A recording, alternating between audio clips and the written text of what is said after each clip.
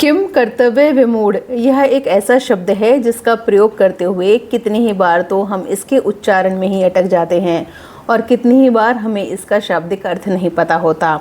आखिर इसका वास्तविक अर्थ क्या है, आइए जानते हैं। देखिए, जब आप ध्यान से देखेंगे तो आप पाएंगे कि इस एक ही शब्द में तीन शब्द मिले हुए हैं। ज़रा इस शब्द के टुकड़े करते हैं तो हमें मिलता है किम, कर्तव्य और विमूढ़। अब किम का अर्थ क्या होता है? यह एक संस्कृत शब्द है और इसका अर्थ होता है क्या, कौन इत्यादि। इसी तरह कर्तव्य को देखिए, कर्तव्य का अर्थ क्या है? करने योग्य। जो करने योग्य कार्य है वही तो आपका कर्तव्य है ना। अब देखिए विमूढ़ को, भले ही आप विमूढ़ का प्रयोग ना करते हो या आपने कम प्रयोग किया हो, लेकिन मूढ़ शब्द का प्रयोग तो आपने किया है। मूढ़ किसे कहते हैं? मूर्ख को कहते हैं ना।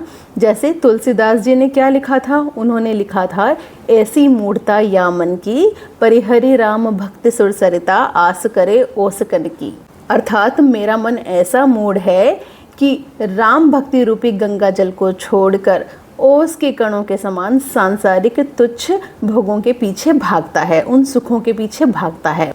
तो मूढ़ कौन है? मूढ़ वह है जिससे समझ में ना आता हो कि क्या करना चाहिए, जो मूर्ख हो, कम अक्ल हो, हत बुद्धि हो।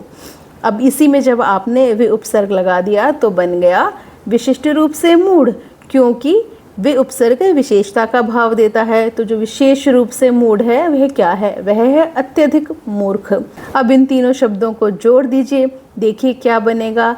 जब किसी अवस्था में किम कर्तव्य, क्या करना चाहिए और क्या नहीं करना चाहिए, यह समझ में ना आ रहा हो, मूढ़ता की स्थिति बन जाए, व्यक्ति ना समझ पाए कि अभी क्या करूं और क्या ना करूं, उसी अवस्था को किम कर्तव्य विमूढ़ता की अवस्था कहते हैं। या फिर ऐसी ही स्थिति में ही तो कोई व्यक्ति कहलाता है किम कर्तव्य विमूढ़, अर्थात क्या करूं और क्या ना करूं यह नहीं समझ पा रहा हूं। तो मुझे पूरी आशा है कि अगली बार जब आपको यह शब्द बोलना होगा या लिखना होगा तो आप किम कर्तव्य विमूढ़ नहीं होंगे।